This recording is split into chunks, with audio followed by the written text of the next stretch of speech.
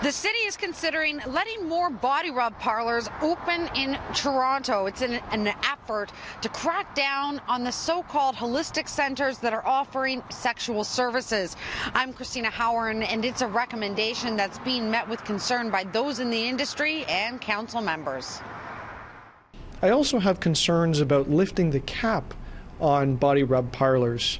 I'm not sure if you stopped your average Torontonian on the side of the street and asked them if you wanted more or less body rub parlors. My assumption would be less. And so I think public sentiment is they would not support an increase in body rub parlor licenses. At body rub parlors, masseurs are allowed to perform non-medical or non-therapeutic massages. Essentially, they're erotic in nature. Toronto has had a cap of 25 locations for decades, but in recent years, some holistic centers have started providing the same or similar services without following the same rules. Different set of regulations. They still advertise, they still perform body rub services. It is a hassle, especially when they're right next door to you. Sasha has owned dozens of body rub parlors across the GTA over the past 20 years, and he believes lifting the cap will simply create red light pockets. Red zone districts for massage parlors cause a lot of animosity between owners. It causes a lot of animosity. Attendants walking back and forth, going to staying in the same plaza, just having 10 different spas in one plaza, it causes a lot of conflict.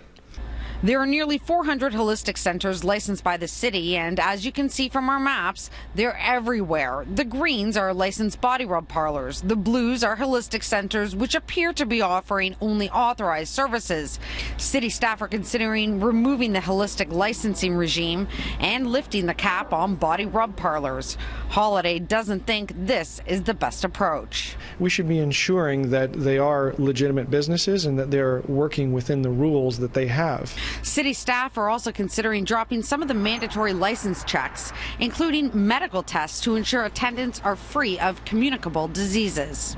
I think at the end of the day, people should be checked out from time to time to make sure that they're healthy and working in that industry. It also gives an opportunity for somebody involved in the industry to see a doctor to discuss all sorts of concerns they may have. I've been approached by a number of organizations that are concerned with the trafficking of humans. And while Sasha believes lifting the cap will result in more competition, he also believes it will force many others further underground, hidden from enforcement or potentially help.